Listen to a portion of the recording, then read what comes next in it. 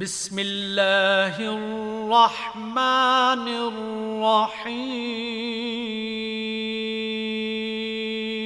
رسول اکرم صلی اللہ علیہ وسلم نے بیان فرمائی، دین کی تبلیغ کے حوالے سے، دین کی نشر و اشاعت کے حوالے سے رسول اکرم صلی اللہ علیہ وسلم نے حق ادا کر دیا۔ اللہ رب العالمین کا آپ پر، آپ کی آل اولاد پر، آپ کے اصحاب پر، آپ کی ازواج مطہرات پر لاکھوں کروڑوں مرتبہ درود و سلام ہو۔ محترم سامعین کرام، اسلام ایک مکمل دین ہے، یہ ایک مکمل نظام حیات ہے۔ زندگی کے ہر پہلو کے بارے میں اس کے اندر رہنمائی موجود ہے۔ کوئی گوشہ، کوئی زاویہ زندگی کا ایسا نہیں ہے جس کے بارے میں اسلام نے ہمیں آگاہ نہ کیا ہو۔ اسلام نے ہمارے لیے رہنمائی مہیا نہ کی ہو۔ اللہ رب العالمین نے رسول اکرم صلی اللہ علیہ وسلم پر اس دین کو مکمل کر دیا۔ آپ کی بعثت کے ساتھ اور آپ کی وفات کے ساتھ دین کی تکمیل کا سلسلہ مکمل ہوا، اور اللہ رب العالمین نے یہ پیغام جاری کر دیا کہ ان الدین عند اللہ الاسلام، کہ اے لوگو، اللہ رب العالمین کی رضامندی والا راستہ اگر ہے تو وہ دین اسلام کا راستہ ہے۔ اللہ رب العالمین کی خوشنودی، اللہ کا تقرب جس ذریعے سے حاصل کیا جا سکتا ہے وہ دین اسلام پر کاربند رہ کے حاصل کیا جا سکتا ہے، اور کوئی راستہ نہیں ہے اللہ تک پہنچنے کا۔ صرف یہی نہیں بلکہ اللہ رب العالمین نے اس کے علاوہ جتنے بھی راستے تھے جو لوگوں نے اپنائے ہوئے تھے، اللہ نے ان سے انسانوں کو دور رہنے کی تلقین کی۔ فرمایا کہ وَمَن يَبْتَغِ غَيْرَ الْإِسْلَامِ دِينًا فَلَن يُقْبَلَ مِنْهُ، کہ جو آدمی اللہ رب العالمین کے پاس اللہ کا قرب حاصل کرنے کے لیے، اللہ کی خوشنودی اور رضامندی حاصل کرنے کے لیے اسلام کو چھوڑ کے کوئی اور راستہ اختیار کرے گا، اس سے ہرگز قبول نہیں کیا جائے گا۔ وَأَنَّ هَذَا صِرَاطِي مُسْتَقِيمًا فَاتَّبِعُوهُ وَلَا تَتَّبِعُوا السُّبُلَ فَتَفَرَّقَ بِكُمْ عَنْ سَبِيلِهِ، فرمایا کہ یہ دین اسلام یہی صراط مستقیم ہے، یہی سیدھا راستہ ہے، یہی اللہ تک پہنچانے والا راستہ ہے، یہی اللہ کی رضا اور اللہ کی خوشنودی کو حاصل کرنے والا راستہ ہے۔ اسی پر چلو، اسی پر چلتے رہو، اسی پر استقامت اختیار کرو۔ وَلَا تَتَّبِعُوا السُّبُلَ فَتَفَرَّقَ بِكُمْ عَنْ سَبِيلِهِ، یہ جو لوگوں نے خود راستے تراش رکھے ہیں، لوگوں نے خود راستے اختیار کر رکھے ہیں، گڑھ رکھے ہیں، ان سے دور ہو جاؤ، وگرنہ گمراہ ہو جاؤ، وگرنہ گمراہی مقدر بن جائے گی۔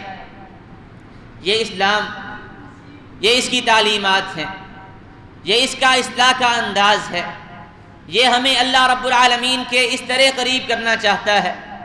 یہ ہمیں بتلاتا ہے کہ اللہ کی رضامندی کی نشیاء میں ہے اور اللہ کی ناراضی کی نشیاء کے اندر۔ اللہ کن کاموں سے راضی ہوتے ہیں، کن کاموں سے ناراض ہوتے ہیں، یہ اللہ نے طے کرنا ہے، اللہ کے رسول صلی اللہ علیہ وسلم نے ان چیزوں کو بتلانا ہے۔ اور افسوس کی بات یہ ہے کہ ہمارا معاشرہ دین اسلام کی بنیادی تعلیمات سے کوسوں دور ہو چکا ہے، جس کا ایک بہت بڑا سبب وہ یہ ہے کہ ہم نے دین اسلام کو حاصل کرنے کی جستجو ہی نہیں کی۔ ہم نے اصل دین کو حاصل کرنے کے لیے محنت ہی نہیں کی۔ ہم نے دین کے نام پہ اپنے معاشرے کے اندر جو ہوتا دیکھا، ہم نے سمجھا کہ یہی دین ہے، اور یہ سب سے بڑی خرابی، اور یہی خرابی کی سب سے بڑی وجہ ہے۔ کتابوں کے اندر جو دین ہے قرآن کے اندر اور احادیث کے اندر جو دین ہے وہ بالکل اس دین سے الگ ہے جو آج ہمارے معاشرے کے اندر پایا جاتا ہے۔ کاش ہمیں اس طرف توجہ دینے کی توفیق نصیب ہو کہ ہمارے معاشرے کے اندر دینداری کے نام پہ، عبادت کے نام پہ، سنت کے نام پہ جو رسوم و رواج اپنائے جاتے ہیں، ادا کیے جاتے ہیں، ان کا دور دور تک دین سے کوئی تعلق نہیں۔ وہ راستہ نہ اللہ کا راستہ ہے، نہ اللہ کے رسول کا راستہ ہے، نہ ہی اس راستے پر صحابہ چلے ہیں۔ یہ راستہ کوئی الگ ہی راستہ ہے جس سے دین کی تعلیمات مبرہ ہے، اللہ کا رسول صلی اللہ علیہ وسلم جس سے برات کا اظہار کرتا ہے۔ ہمارے معاشرے کے اندر دیگر بے شمار برائیوں کی طرح ایک برائی یہ پائی جاتی ہے کہ بدشگونی لینا، بدفعلی لینا، یہ ہمارے معاشرے کے اندر عام ہے۔ کسی بھی چیز کو دیکھ کر، کسی بھی چیز کو سن کے بدشگونی لینا، بدگمانی رکھنا، یہ ہمارے معاشرے کے اندر عام ہے۔ جس طرح کہ آج بھی ہمارے معاشرے کے اندر ماہ سفر کو منحوس سمجھا جاتا ہے۔ سفر کے مہینے میں کوئی شادی بیاہ نہیں کرتا، کوئی نیا کاروبار شروع نہیں کرتا، نیا کام کا آغاز نہیں کرتا، کچھ لوگ جو ہیں اپنی بیٹیوں کو رخصت نہیں کرتے۔ وجہ کیا ہے کہ جی سفر کا مہینہ منحوس ہوتا ہے۔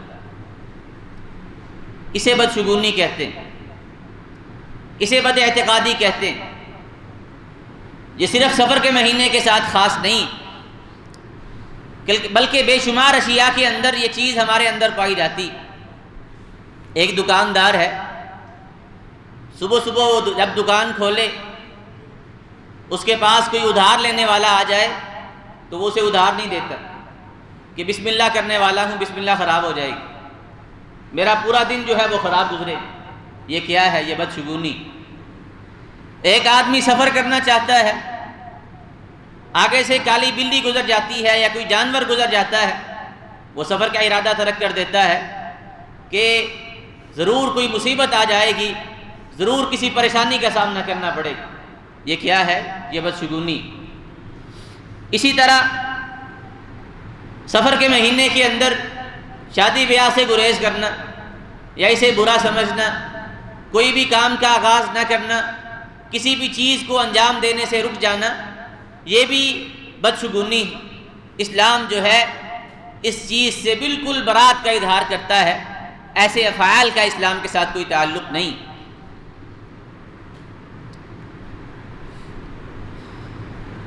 جہاں تک بات ہے ماہ سفر کو منحوس سمجھنے کی، یہ آج کی بات نہیں، یہ آج کی بات نہیں ہے، بلکہ یہ زمانہ جاہلیت والا کام ہے۔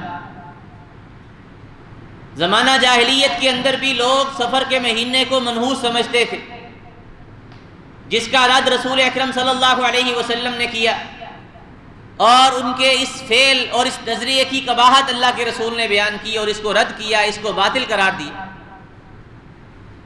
امام سخاوی رحمہ اللہ فرماتے ہیں کہ سفر کے مہینے کو سفر اس لیے کہا جاتا ہے کہ وہ جاہلیت کے لوگ جو ہیں حرمت والے مہینوں کی تعظیم کیا کرتے تھے۔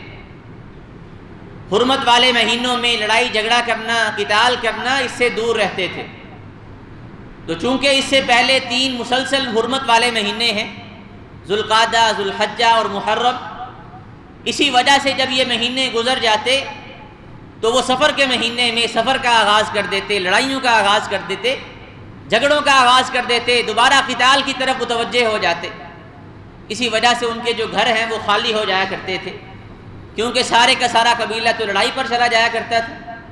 تو ان کے گھروں کے خالی ہونے کی وجہ سے یہ سفر کے مہینے کو سفر کہا کرتے تھے۔ صفر جو ہے اسی سے نکلا ہے۔ صفر جو ہے گول ہوتا ہے، اس کے اندر کوئی چیز نہیں ہوتی، خالی ہوتا ہے۔ تو صفر سے ہی یہ سفر کا لفظ نکلا ہے، وہ اسی وجہ سے اسے سفر کہا کرتے تھے۔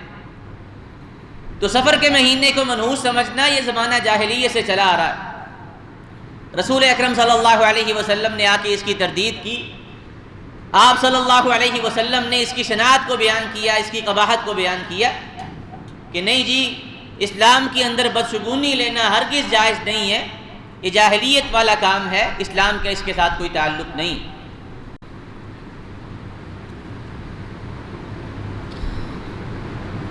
اب آپ نے سن لیا کہ نحوست اور بدشگونی کیا ہے. اصل میں اگر اس کی موجودہ صورتوں پر غور کیا جائے تو جو بات ہمارے سامنے واضح ہوتی ہے وہ یہ ہے کہ انسان اپنے ذہن میں یہ عقیدہ رکھتا ہے کہ اللہ رب العالمین کے سوا کوئی اور ہے جو نفع اور نقصان کا مالک ہے. اللہ کے سوا کوئی اور ہے جو نفع اور نقصان کا مالک ہے.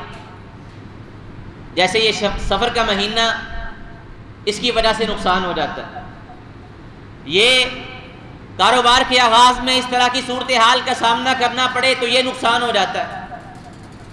تو گویا کہ ہم اللہ کے سوا اور چیزوں کو اور اعمال کو نفع نقصان کا مالک سمجھتے ہیں, حالانکہ ہمیں دین یہ سکھاتا ہے کہ نفع نقصان کا مالک صرف اللہ رب العالمین کی ذات ہے, اللہ کے سوا کوئی نہیں. اللہ رب العالمین نے رسول اکرم صلی اللہ علیہ وسلم سے فرمایا قُلْ لَا أَمْلِكُ لِنَفْسِي نَفْعًا وَلَا ضَرًّا إِلَّا مَا شَاءَ اللَّهُ کہ اے حبیب صلی اللہ علیہ وسلم اعلان کر دیجئے کہ میں اپنی ذات کے لیے بھی نفع نقصان کا مالک نہیں. لا أَمْلِكُ لِنَفْسِي نَفْعًا وَلَا ضَرًّا إِلَّا مَا شَاءَ اللَّهُ کہ میں اپنی ذات کے لیے بھی نفع نقصان کا مالک نہیں ہوں, نہ خود اپنے آپ کو نقصان پہنچا سکتا ہوں نہ نفع پہنچا سکتا ہوں, مگر جو اللہ رب العالمین نے میرے لیے لکھ رکھا ہے وہ ہو کے رہتا ہے. میرے اختیار کے اندر ان چیزوں کے بارے میں, ان چیزوں میں سے کوئی بھی چیز نہیں. وَلَوْ كُنْتُ أَعْلَمُ الْغَيْبَ لَاسْتَكْثَرْتُ مِنَ الْخَيْرِ وَمَا مَسَّنِيَ السُّوءُ اگر نفع نقصان کا اختیار مجھے ہوتا, میں غیب جانتا ہوتا, تو میں نے تو بلائیاں ہی بلائیاں اکٹھی کر لینی تھی, کبھی مجھے کوئی تکلیف نہ پہنچتی. حالانکہ آپ اللہ کے رسول صلی اللہ علیہ وسلم کی زندگی کو دیکھیں تو یہ مشقتوں سے بھرپور ہے, تکلیفوں سے بھرپور. اگر نفع نقصان کا مالک اللہ کے رسول صلی اللہ علیہ وسلم کی ذات ہوتی تو کبھی بھی آپ کو ذرا برابر بھی تکلیف نہ پہنچتی. یہ اللہ رب العالمین ہمیں عقیدہ سکھلاتے ہیں کہ ایک مسلمان کا عقیدہ کیا ہونا چاہیے کہ یہ نفع نقصان اللہ رب العالمین کے ہاتھ میں ہے, انسانوں کے ہاتھ میں نہیں. تو ماہ سفر کے بارے میں جاہلیت کے زمانے میں دو طرح کے عقائد پائے جاتے تھے, دو طرح کے نظریات پائے جاتے تھے. ایک تو ان کے اندر یہ چیز تھی کہ وہ ان مہینوں کو آگے پیچھے کر دیا کرتے تھے. وہ دیکھتے کہ اب جو ہے لڑائی چل رہی ہے, اب لڑائی کو روکنا نہیں چاہیے. اب ایسے کرتے ہیں کہ محرم کی جگہ پہ سفر لے جاتے ہیں, سفر کی جگہ پہ محرم لے جاتے ہیں, رجب کو ربیع الاول کی جگہ, ربیع الاول کی جگہ رجب. اس طرح وہ مہینوں کی گنتی میں اس کی جو کیا کہتے ہیں ترتیب ہے اس کے اندر الٹ پلٹ کیا کرتے تھے, آگے پیچھے کر لیا کرتے تھے. اللہ رب العالمین نے اس بات کو قرآن مجید کے اندر رد کیا, فرمایا کہ یہ بہت بڑے گناہ کا کام ہے. انما النسیء زیادۃ فی الکفر, فرمایا کہ یہ کفر کے اندر زیادتی ہے, مہینوں کو آگے پیچھے کرنا. جو اللہ نے ترتیب رکھی ہے مہینوں کی, اسے اسی پر برقرار رہنا چاہیے. انہیں آگے پیچھے کرنا یہ کفریہ کام ہے, اللہ کی ناراضگی والا کام. دوسرا یہ تھا کہ یہ سفر کے مہینے کو منحوس سمجھتے تھے. اللہ کے رسول صلی اللہ علیہ وسلم نے اس کا رد فرمایا, فرمایا کہ لا طیارۃ ولا سفر, کہ اے لوگو بدشگونی کا اسلام کے ساتھ کوئی تعلق نہیں, اور سفر کا مہینہ اللہ رب العالمین نے اسے منحوس نہیں رکھا, اس کے اندر کوئی نحوست نہیں ہوتی. یہ جاہلیت والا عقیدہ ہے, اسلام اس کی نفی کرتا ہے. تو رسول اکرم صلی اللہ علیہ وسلم نے واضح انداز میں اس کی نفی فرمائی, لا عدوى ولا طیرہ ولا ہامۃ ولا سفر, کہ اے لوگو اللہ رب العالمین نے یہ ساری چیزیں جس کا اعتقاد جاہلیت کے لوگ رکھا کرتے تھے، اللہ نے اس کی نفی فرمائی۔ وہ کہتے تھے کہ بیماری خود بخود متعدی ہو جاتی، ایک دوسرے سے بیماری جو ہے آگے لگ جاتی ہے۔ اللہ رب العالمین کی قدرت کا انکار کرتے تھے کہ بذات خود ایک بیماری دوسرے آدمی کو منتقل ہو جاتی ہے۔ فرمایا کہ اس چیز کی اسلام کے اندر کوئی حیثیت نہیں، جب تک اللہ نہ چاہے کوئی بیماری کسی آدمی کو نہیں پہنچ سکتی، یہ اللہ ہی پہنچاتا ہے۔ بیمار کرنا اللہ رب العالمین کا کام ہے، بیماری خود بخود کسی کو آگے نہیں لگتی جب تک اللہ رب العالمین کا اذن شامل نہ ہو۔ جو آدمی اس طرح کا اعتقاد رکھتا ہے اس کا جاہلانہ اعتقاد ہے جس کا اسلام کے ساتھ کوئی تعلق نہیں۔ ولا طیرہ، اور نہ ہی بدشگونی کا اسلام کے ساتھ کوئی تعلق ہے۔ ولا حامۃ ولا سفر، اور نہ ہی یہ نظریہ جو جاہلیت کے زمانے میں لوگوں کے اندر تھا کہ بدروہیں ہوتی ہیں جو انسان کو چمٹ جاتی ہیں، یا الو کے نام پہ وہ نحوست پکڑا کرتے تھے۔ فرمایا کہ اس کی بھی کوئی حیثیت نہیں۔ ولا سفر، اور نہ ہی سفر کے مہینے کے اندر اللہ رب العالمین نے کوئی نحوست رکھی، اس کے اندر اللہ نے نہیں بھی فرمائی ہے اور نفی بھی فرمائی۔ اللہ نے حکم بھی دیا ہے کہ اس طرح کا کام نہ کرو، اس طرح کے کام کرنے والے کا اسلام کے ساتھ کوئی تعلق نہیں۔ یہ جو ہلاک کا عقیدہ ہے، جاہلوں کا عقیدہ ہے، ایک مسلمان کا عقیدہ ہرگز نہیں ہو سکتا۔ اللہ کے رسول صلی اللہ علیہ وسلم نے اس کی نفی فرمائی۔ تو اس طرح کے جتنے بھی امور تھے، بدشگونی والے، بدفعلی والے امور، اسلام نے ان کی زبردست طریقے سے جو ہے ان کو باطل قرار دیا ہے، ان کی نفی فرمائی۔ تو اس سلسلے میں اسلام کا نقطہ نظر کیا ہے؟ قرآن مجید کو دیکھیں، رسول اکرم صلی اللہ علیہ وسلم کی احادیث کو دیکھیں، تو سب سے پہلے نمبر پر اللہ رب العالمین ہمیں اس چیز پر یقین رکھنے کا کہتے ہیں کہ نفع نقصان جو ہے وہ اللہ رب العالمین کے ہاتھ میں ہے، کسی اور کے ہاتھ میں نہیں۔ اللہ فرماتے ہیں، اس طرح کے پہلے آپ نے آیت سنی، ایک اور مقام پر اللہ فرماتے ہیں قُلْ أَفَرَأَيْتُم مَّا تَدْعُونَ مِن دُونِ اللَّهِ إِنْ أَرَادَنِيَ اللَّهُ بِضُرٍّ هَلْ هُنَّ كَاشِفَاتُ ضُرِّهِ۔ فرمایا کہ تمہارا کیا خیال ہے جن کی تم اللہ کو چھوڑ کے عبادت کرتے ہو، اگر اللہ مجھے نقصان پہنچانا چاہے تو کیا یہ تمہارے بڑے جنہیں تم پوچھتے ہو وہ اللہ کی طرف سے پہنچنے والے نقصان کو روک سکتے ہیں؟ ہرگز نہیں روک سکتے۔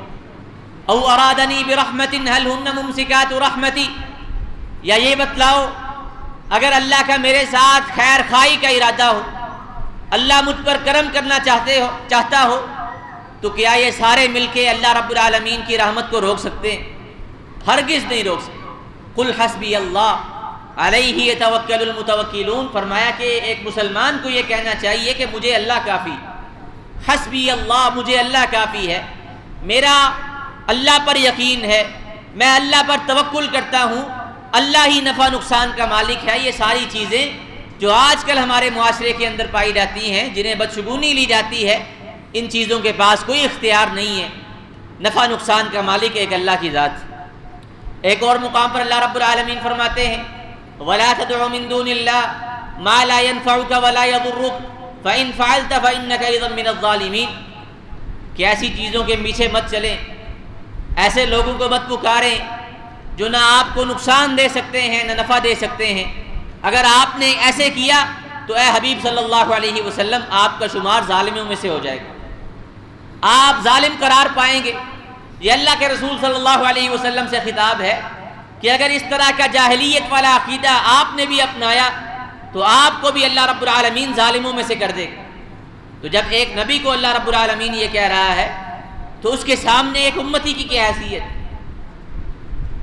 تو یہ جو اپنانے والے ہیں اس طرح کے عقائد، انہیں اس طرف دیکھنا چاہیے، سوچنا چاہیے کہ یہ بالکل اسلام کی تعلیمات سے متضاد عقیدہ ہے جس کا اسلام کے ساتھ کوئی تعلق نہیں۔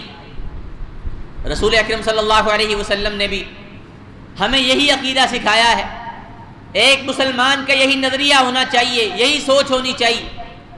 فرمایا کہ وَاعْلَمْ أَنَّ الْأُمَّةَ لَوْ اجْتَمَعَتْ عَلَىٰ أَن يَنفَعُوكَ بِشَيْءٍ لَمْ يَنفَعُوكَ إِلَّا بِشَيْءٍ قَدْ كَتَبَهُ اللَّهُ لَكَ، کہ اے انسان، اے مسلمان، اس بات پر پورا یقین رکھ کہ اگر یہ سارے کے سارے لوگ، ساری کی ساری امت مل کے تجھے نفع پہنچانا چاہیں، تجھے فائدہ پہنچانا چاہے، تو یہ سارے مل کے بھی تجھے اتنا ہی فائدہ پہنچا سکتے ہیں جتنا اللہ نے تیری قسمت کے اندر لکھا ہے، جتنا اللہ نے تیری تقدیر کے اندر لکھا ہے۔ اللہ کی تقدیر سے زیادہ، اللہ رب العالمین کے اذن سے زیادہ وہ آپ کو نفع نہیں پہنچا سکتے، فائدہ نہیں پہنچا سکتے۔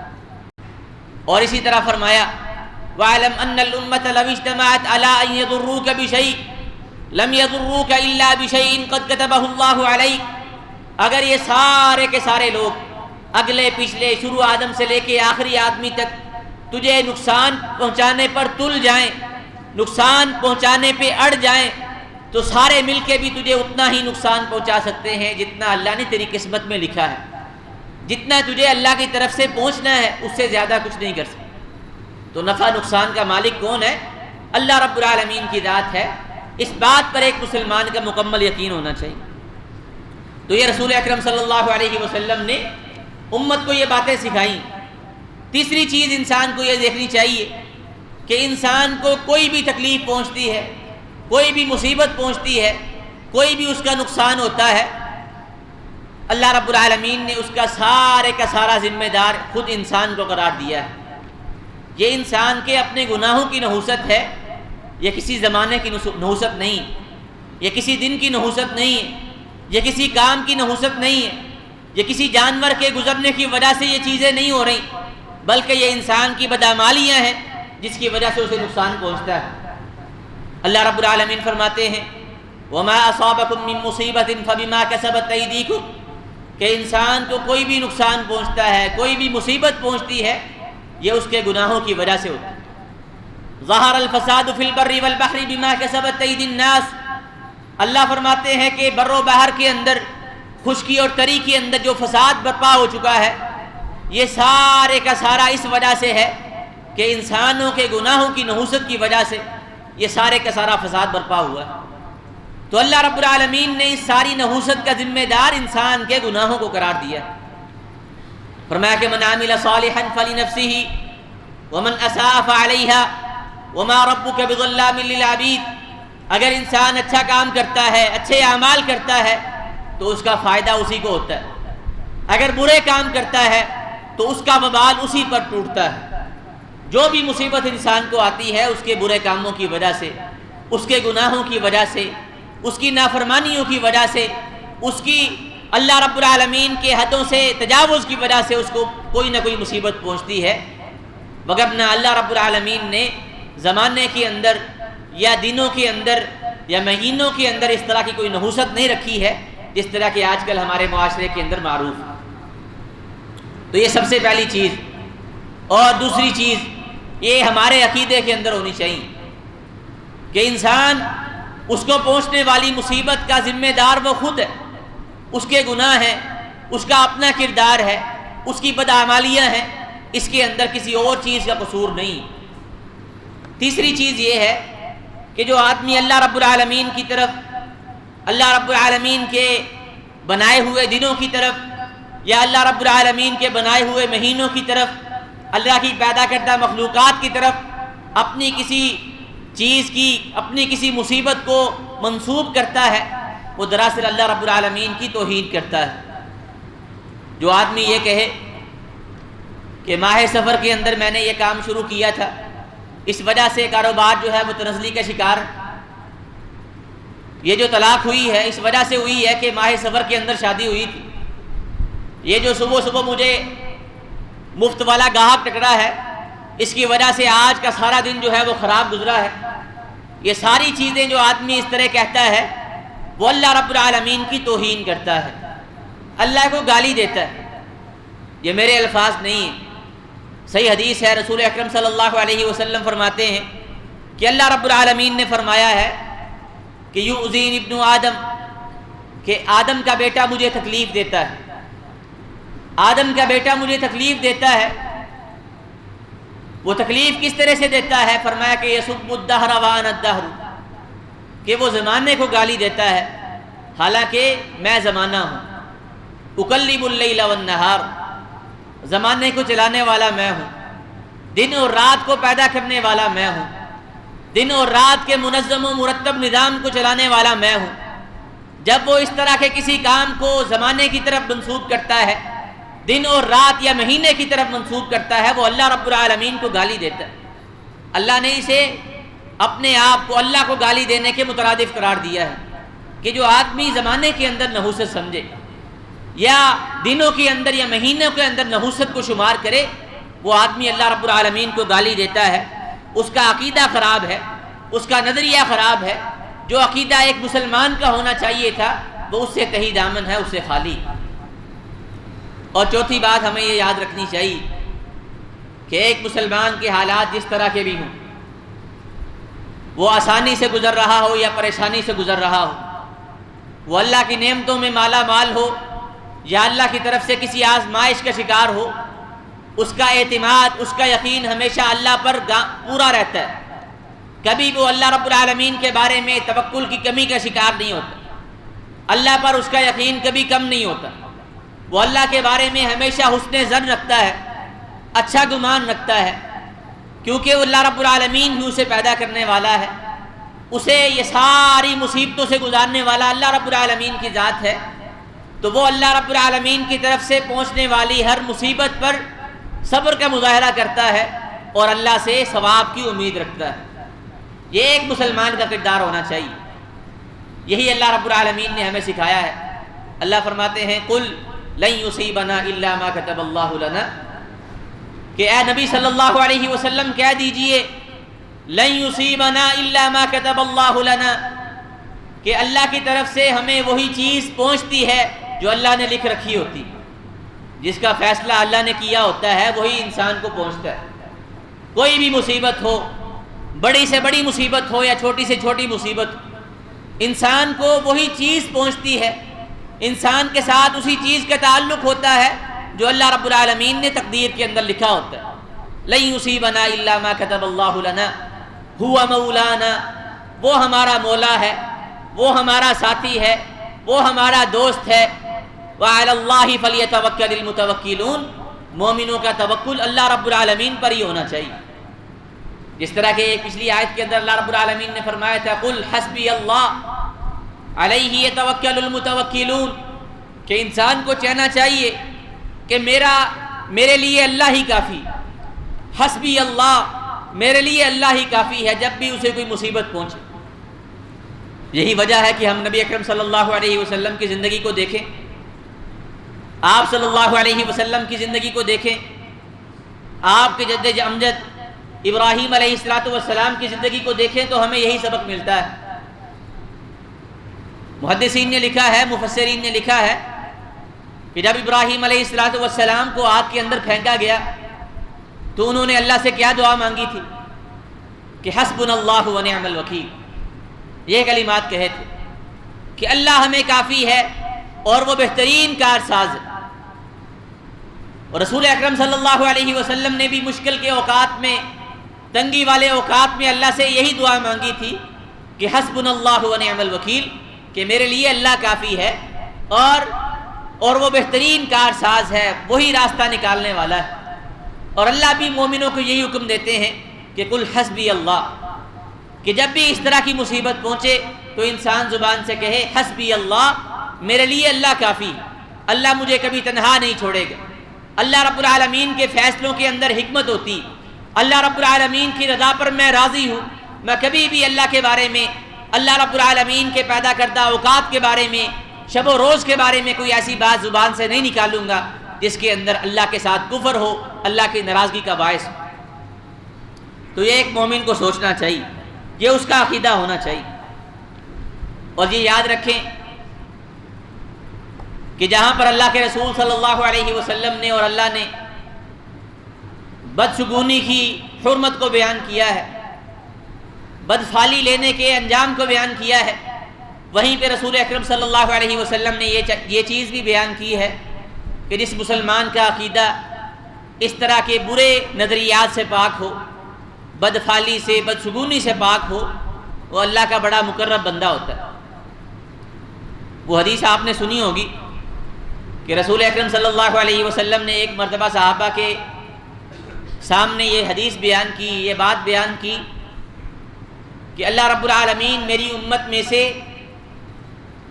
70,000 آدمیوں کو جنت کے اندر بغیر حساب کے داخل فرمائے گا۔ 70,000 آدمیوں کو بغیر حساب کے جنت میں داخل فرمائے گا میری امت میں سے۔ آپ صلی اللہ علیہ وسلم یہ بات کہہ کے اٹھ کر چلے گئے۔ صحابہ جو ہے اب چھ مگوئیوں میں مشغول ہو گئے کہ یہ 70,000 کون خوش نصیب ہو سکتے ہیں۔ کسی نے کہا اس سے مراد صحابہ کرام ہیں، کسی نے کہا نہیں، اس سے مراد وہ لوگ ہیں جو اسلام پر پیدا ہوئے ہوں، جنہوں نے کبھی اللہ کے ساتھ شرک نہ کیا ہو۔ اس طرح انہوں نے اپنے خیالات دوڑانے شروع کر دی۔ اسی اثناء میں رسول اکرم صلی اللہ علیہ وسلم واپس آ جاتے ہیں، آپ کو بتلایا جاتا ہے کہ یہ بات چیت چلی ہے اور ہم نے یہ باتیں کہیں، تو اللہ کے رسول صلی اللہ علیہ وسلم نے فرمایا کہ میری امت میں سے جو 70,000 بغیر حساب کے جنت میں داخل ہوں گے وہ لوگ ہیں ہم الذین لا یسترقون، وہ لوگ ہیں جتنی بھی مصیبت پہنچ جائے، جتنی بھی تکلیف پہنچ جائے، جتنی بھی مصیبت اٹھانی پڑے، وہ کبھی کسی سے دم نہیں کرواتے، کبھی کسی سے دم نہیں کرواتے۔ خود دم کرنا یہ ثابت ہے، لیکن کسی سے دم کروانے میں چونکہ اس آدمی کے ساتھ، دم کرنے والے کے ساتھ انسان کا تعلق جڑ جاتا ہے کہ اس کے دم کرنے کی وجہ سے مجھے شفا ملی ہے، تو یہ اصل توحید کے منافی ہے۔ اس لیے اللہ کے رسول نے افضل عمل بتلایا کہ خود اپنے آپ کو تو دم کر لیتے ہیں جس طرح کہ اللہ کے رسول کیا کرتے تھے، لیکن کسی سے دم کروانے کا مطالبہ نہیں کرتے۔ ولا یتطیرون، اور نہ وہ کبھی بدشگونی لیتے، بدفالی نہیں لیتے۔ کسی چیز کو دیکھ کے، کوئی چیز سن کے، یا کسی مہینے کی وجہ سے، یا کسی دن کی وجہ سے، یا اس طرح کی کسی بھی چیز کی وجہ سے وہ بدفالی نہیں لیتے کہ یہ کام نہیں اب کرنا چاہیے، اب ایسے کیا تو یہ ہو جائے گا، یہ کیا تو یہ ہو جائے گا، جس طرح ہمارے معاشرے کے اندر عام۔ ولا یکتوون، اور علاج و معالجہ کے لیے ان کے اندر ایک طریقہ رائج تھا کہ وہ آگ کے ذریعے جسم کو دغواتے تھے۔ آگ کے ذریعے جہاں پہ زخم ہوا ہوتا وہ اس کو داغا جاتا تھا۔ یہ طریقہ علاج ان کے اندر معروف تھا۔ اسلام کے اندر بھی اس چیز کی اجازت ہے، یہ کیا جاتا تھا۔ اللہ کے رسول نے خود بعض صحابہ کو کرنے کا مشورہ دیا ہے۔ تو چونکہ اس کے اندر جو ہے ظاہری اسباب پر توکل ہے، اس وجہ سے یہ توحید کے منافی ہے، اصل توحید کے منافی۔ وعلی ربہم یتوکلون، چوتھا کام وہ یہ کرتے ہیں کہ ان کا اپنے رب پر بڑا توکل ہوتا ہے۔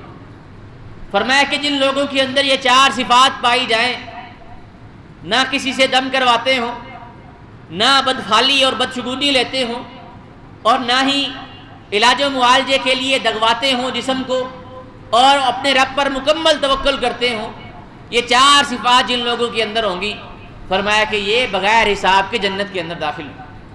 تو یہ کتنا بڑا اجر ہے، کتنا بڑا مقام ہے کہ انسان کو حساب و کتاب کا سامنا نہ کرنا پڑے، بغیر حساب و کتاب کے اللہ اسے جنت کے اندر داخل کر دے۔ تو یہ فضیلت بہت بڑی فضیلت ہے، اس کو حاصل کرنے کی کوشش کرنی چاہیے۔ اور اللہ کے رسول صلی اللہ علیہ وسلم نے اس عمل کی مذمت بھی بڑی بیان کی۔ یہ جو ہمارے معاشرے کے اندر یہ چیز پھیل چکی ہے، آپ نے فرمایا الطیرۃ شرکن، الطیرۃ شرکن، کیا لوگوں بدشگونی لینا، بدفالی لینا یہ شرک ہے، یہ شرک۔ ایک اور حدیث کے اندر آپ صلی اللہ علیہ وسلم نے فرمایا لیس منا من تطیر او تطیر لہ، کہ اس آدمی کا ہمارے ساتھ کوئی تعلق نہیں ہے جو بدشگونی لیتا ہے، بدفالی لیتا ہے، یا اس کے لیے بدفالی لی جاتی ہے، بدشگونی لی جاتی ہے، جو چیزوں کو دیکھ کے، کسی چیز کو سن کے، اس کو محسوس کر کے اس طرح کے کاموں سے رک جاتا ہے جو کرنا ہوتا ہے، بدشگونی کا سمجھ کے، بدفالی کا سمجھ کے، فرمایا کہ اس کا ہمارے ساتھ کوئی تعلق نہیں۔ اللہ کے رسول صلی اللہ علیہ وسلم کی وہ حدیث تو آپ نے سنی ہوگی کہ ایک مرتبہ حدیبیہ کے مقام پر رات بارش ہوتی ہے، صبح کی نماز رسول اکرم صلی اللہ علیہ وسلم پڑھاتے ہیں، صحابہ کی طرف متوجہ ہوتے ہیں اور فرماتے ہیں اتدرون ماذا قال ربکم، کہ تمہیں معلوم ہے کہ اللہ رب العالمین کیا فرما رہے ہیں؟ صحابہ فرمانے لگے اے اللہ کے رسول آپ بتلائیں اللہ کیا فرماتے ہیں؟ آپ نے فرمایا کہ اللہ فرماتے ہیں کہ اصبح من عبادی مؤمن بی و کافر، کہ آج صبح لوگوں نے اس حالت میں صبح کی ہے کہ کچھ مومن تھے اور کچھ کافر تھے۔ کچھ مومن تھے اور کچھ کافر تھے۔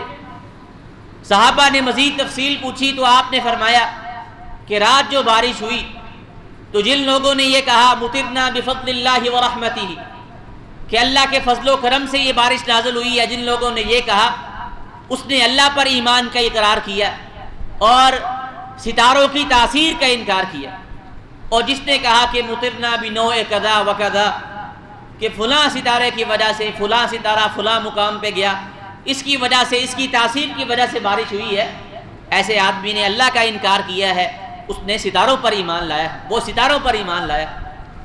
تو یہ بدفعلی ہے، یہ بدشگونی ہے، یہ نظام کائنات کے اندر اللہ کے سوا کسی اور چیز کے تصرف کو قبول کرنا، یہی تو شرک، کہ انسان کہے کہ فلاں کی وجہ سے یہ ہوتا ہے، فلاں کی وجہ سے یہ ہوتا ہے، اس طرح ہو جائے تو یہ ہو جاتا ہے، اس طرح ہو جائے تو یہ ہو جاتا ہے، اسی کو تو شرک کہتے۔ حالانکہ بیدہ الامر، ایک مسلمان کا عقیدہ ہونا چاہیے کہ ساری کائنات کا تصرف اللہ رب العالمین کے ہاتھ میں، اللہ کی مرضی کے بغیر، اللہ کی اذن کے بغیر کوئی پتا حرکت نہیں کر سکتا، کوئی کسی کا بال بیکا نہیں کر سکتا، چاہے جائے کہ انسان یہ سوچے کہ اس وجہ سے یہ ہو جاتا ہے، اس وجہ سے یہ ہو جاتا ہے۔ یہی تو شرک کے چور دروازے ہیں جنہیں رسول اکرم صلی اللہ علیہ وسلم نے بند کیا ہے۔ تو کرنے کا کام یہ ہے کہ اس طرح کا خیال اگر ہمارے ذہنوں پر آئے تو ہمیں اسے فوراً جھٹک دینا چاہیے، فوراً اسے پرے کر دینا چاہیے، دور کر دینا چاہیے، اللہ رب العالمین سے پناہ مانگنی چاہیے، کیونکہ یہ شیطانی عمل ہے، اسلام کے خلاف عمل ہے۔ دوسرے نمبر پر انسان جو کام کرنا چاہتا تھا، جو ارادہ کر کے آیا تھا، وہ کام کر گزرے، اس طرح کے کسی بھی چیز کی وجہ سے، کسی بھی دن یا کسی بھی مہینے کی وجہ سے اپنے کام کو ترک نہ کرے۔ اگر وہ ایسا کرتا ہے تو وہ شرک کرتا ہے۔ جس طرح کہ اللہ کے رسول کی حدیث ہے کہ جس آدمی کو اس کی ضرورت سے، اس کے ارادے سے کسی چیز نے دور کر دیا، باز آ گیا کسی وجہ سے، تو فرمایا کہ اس نے اللہ کے ساتھ شرک کی، اس نے اللہ کے ساتھ شرک کی۔ یہ دوسرا کام ہے کہ وہ کام جو کرنا چاہتا تھا وہ کر گزرے۔ تیسرا یہ ہے کہ وہ اگر اس طرح کا اس سے دل میں خیال آ جاتا ہے تو وہ یہ دعا پڑھے جسے اللہ رب العالمین نے اس طرح کی سوچ کا کفارہ بیان کیا ہے۔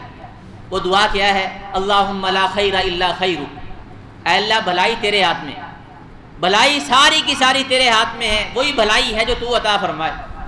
ولا طیر الا طیرک، اور مصیبت بھی تیرے ہاتھ میں ہے، تو جسے مصیبت پہنچانا چاہے وہ مصیبت اسے پہنچ کے رہتی ہے، اللہ کے سوا اس کو دور نہیں کر سکتا۔ ولا الہ غیرک، اور تیرے علاوہ کوئی الہ نہیں۔ اس میں انسان اللہ پر مکمل اپنے انحصار کا اعلان کرتا ہے، اپنے پورے دار و مدار کا اللہ پر اعلان کرتا ہے کہ میں یہ سارے امور کو اللہ کے ذمے سونپتا ہوں، اللہ کے ذمے سونپتا ہوں، اللہ کے سپرد کرتا ہوں، اللہ ہی نفع پہنچانے والا ہے، اللہ ہی نقصان پہنچانے والا ہے۔ پھر اس طرح کے ارادوں کو، اس طرح کے رسوم و رواج سے اپنے آپ کو، اپنے بدن کو، اپنے معاشروں کو پاک کرنا چاہیے۔ یہ چیزیں ہمارے معاشرے کے اندر عام ہیں۔ یہ نہیں ہے کہ میں نے جاہلیت کے زمانے کی باتیں آپ کے سامنے بیان کی ہیں، آج نئے انداز سے، نئے زاویوں سے ہندوانہ رسم و رواج جو ہیں ہمارے معاشرے کے اندر پروان چڑھ چکے ہیں۔